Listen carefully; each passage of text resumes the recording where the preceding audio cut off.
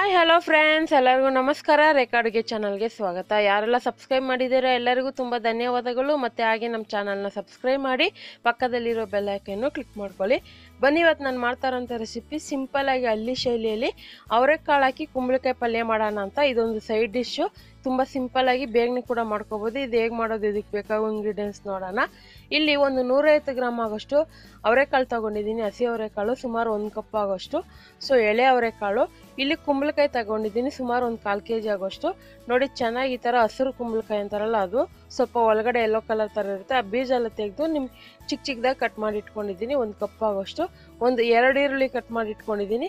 ಒಂದು ಬೆಳ್ಳುಳ್ಳಿನ ಜಜ್ಜಿಟ್ಕೊಂಡಿದ್ದೀನಿ, ಅಂದರೆ ಒಂದು ಗೆಡ್ಡೆ ಬೆಳ್ಳುಳ್ಳಿ, ಒಂದು ಅರ್ಧ ಟೇಬಲ್ ಸ್ಪೂನ್ ಸಾಸಿವೆ, ಒಂದು 5 ಹಸಿರು ಮೆಣಸಿನ್ಕಾಯಿನ ಈ ಥರ ಉದ್ದುದ್ದು ಕಟ್ ಮಾಡಿ ಇಟ್ಕೊಂಡಿದ್ದೀನಿ. ಕುಂಬಳಕಾಯಿ ಪಲ್ಯಕ್ಕೆ ಸ್ವಲ್ಪ ಖಾರ ಚೆನ್ನಾಗಿರುತ್ತೆ ಜಾಸ್ತಿ ಇದ್ದರೆ. 1 ಕಪ್ ಆಗೋಷ್ಟು ತೆಂಗಿನಕಾಯಿ, ಹಸಿ ತೆಂಗಿನಕಾಯಿನ ತುರಿದಿಟ್ಕೊಂಡಿದ್ದೀನಿ. ಹಾಗೆ 1 ಟೇಬಲ್ ಸ್ಪೂನ್ ಹುಚ್ಚೆಳ್ಳು. ಸೊ ಹುಚ್ಚೆಳ್ಳು ಅಂದರೆ ಬ್ಲ್ಯಾಕ್ ಜೀರಿಗೆ ಥರ ಇರುತ್ತೆ, ಅದನ್ನು ಲೈಟಾಗಿ ಫ್ರೈ ಮಾಡಿ ಈ ಥರ ಕುಟ್ಟಿ ಪುಡಿ ಮಾಡಿ ಇಟ್ಕೊಂಡಿದ್ದೀನಿ. ನೀವು ಬೇಕಂದರೆ ಮಿಕ್ಸಿಯಲ್ಲಿ ಕೂಡ ಪುಡಿ ಮಾಡ್ಕೋಬೋದು.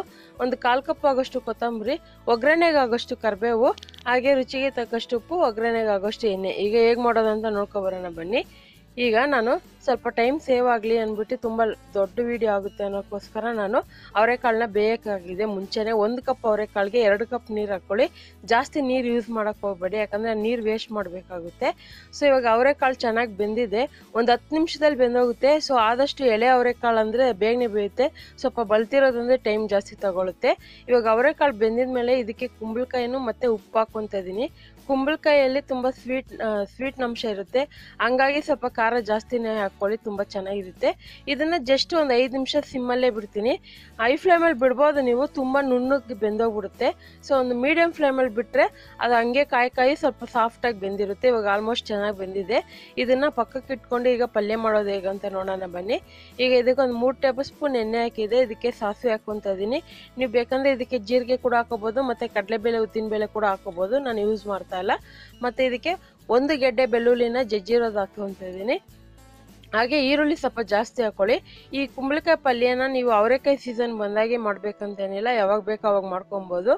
ಮತ್ತು ನೀವು ಈ ಕುಂಬಳಕಾಯಿನ ತುಂಬ ಹೀಟ್ ಮೈ ಇರೋರು ಕೊಟ್ಟರೆ ತುಂಬ ಒಳ್ಳೆಯದಾಗುತ್ತೆ, ಯಾಕಂದರೆ ಈ ಚಳಿಗಾಲದಲ್ಲಿ ತುಂಬ ಡ್ರೈ ಸ್ಕಿನ್ ಜಾಸ್ತಿ ಡ್ರೈ ಆಗುತ್ತೆ ಬಾಡಿ. ಅಂಥವ್ರಿಗೆ ಈ ಥರ ಕೋಲ್ಡ್ ಪದಾರ್ಥ ಕೊಡಿ, ತುಂಬ ಹೆಲ್ತ್ಗೂ ಒಳ್ಳೆಯದು. ಇವಾಗ ಹಸಿಮೆಣ್ಸಿನ್ಕಾಯಿ ಹಾಕ್ಕೊತಾ ಇದ್ದೀನಿ.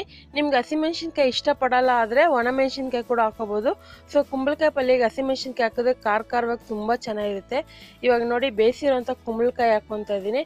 ಸೊ ಆಲ್ಮೋಸ್ಟ್ ನಾನು ಒಂದ್ಸರಿ ಕುಂಬಳಕಾಯಿ ಪಲ್ಯ ಅಪ್ಲೋಡ್ ಮಾಡಿದ್ದೀನಿ, ಆದರೆ ಅವರೆಕಾಯಿ ಹಾಕಿರಲಿಲ್ಲ.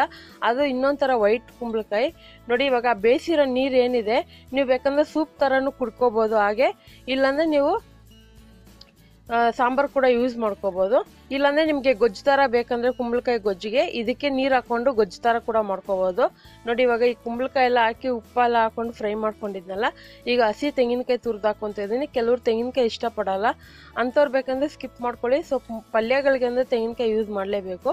ಇವಾಗ ಹುಚ್ಚೆಳ್ಳು ಪುಡಿ ಹಾಕ್ಕೊತಾ ಇದ್ದೀನಿ. ಸೊ ಅಲ್ಲಿ ಶೈಲಿಗಳಲ್ಲಿ ಯಾವುದೇ ರೀತಿ ಪಲ್ಯ ಮಾಡಲಿ ಹುಚ್ಚೆಳ್ಳು ಪುಡಿನ ಹಾಕ್ತಾರೆ, ನಿಮ್ಗೆ ಗೊತ್ತಿರುತ್ತೆ. ಸೊ ಕೆಲವ್ರು ಗೊತ್ತಿರಲ್ಲ, ಸಿಕ್ಕಿದ್ರೆ ತಗೊಬಂದು ಹಾಕಿ, ಇಲ್ಲಾಂದರೆ ಪರವಾಗಿಲ್ಲ. ಸೊ ಇವಾಗ ಇದನ್ನು ನಾನು ಕೊತ್ತಂಬರಿ ಎಲ್ಲ ಹಾಕೊಂಡು ಚೆನ್ನಾಗಿ ಮಿಕ್ಸ್ ಮಾಡ್ಕೊತಿದ್ದೀನಿ. ಆಲ್ಮೋಸ್ಟ್ ಪಲ್ಯ ರೆಡಿ ಆಯಿತು. ಸೊ ಹುಚ್ಚೆಳ್ಳು ಪುಡಿ ಹಾಕಿದ್ರೆ ಆ ಘಮನೇ ಸೂಪರಾಗಿರುತ್ತೆ. ಸೊ ಹುಚ್ಚೆಳ್ಳು ಹಾಕೋದ್ರಿಂದನೂ ಕುಂಬಳಕಾಯಿ ಪಲ್ಯ ತಿನ್ನೋರಿಗೆ ಹೀಟು ಆಗೋಲ್ಲ, ಸೊ ಕೋಲ್ಡು ಆಗೋದಿಲ್ಲ, ಹೀಟ್ ಆಗುತ್ತೆ ಆ ಥರ. ಸೊ ಈ ಪಲ್ಯನ ನೀವು ಚಪಾತಿಗೆ, ದೋಸೆಗೆ, ಇಲ್ಲ ಅನ್ನ ಸಾಂಬಾರು ಮಾಡಿದಾಗ ಸೈಡ್ ಡಿಶ್ ಆಗಿ ತೊಗೋಬೋದು, ತುಂಬ ಚೆನ್ನಾಗಿರುತ್ತೆ. ಖಂಡಿತ ಇವತ್ತು ಮಾಡಿರೋ ರೆಸಿಪಿ ಇಷ್ಟ ಆಗಿದೆ ಅಂದ್ಕೊತೀನಿ. ಇಷ್ಟ ಆಗಿದೆ, ನೀವು ಕೂಡ ಈ ಅವರೆಕಾಳು ಕುಂಬಳಕಾಯಿ ಪಲ್ಯ ಮಾಡಿ ಹೇಗಿದೆ ಅಂತ ನಿಮ್ಮ ಅನಿಸಿಕೆನ ಕಮೆಂಟ್ ಮೂಲಕ ನಮಗೆ ತಿಳಿಸಿ. ಮತ್ತಷ್ಟು ಈಸಿ ರೆಸಿಪಿಗೋಸ್ಕರ ರೇಖಾ ಅಡುಗೆ ಚಾನಲ್ನ ಸಬ್ಸ್ಕ್ರೈಬ್ ಮಾಡಿ, ಶೇರ್ ಮಾಡಿ, ಲೈಕ್ ಮಾಡಿ. ಈ ವಿಡಿಯೋ ನೋಡಿದ್ದಕ್ಕಾಗಿ ಎಲ್ಲರಿಗೂ ಧನ್ಯವಾದಗಳು.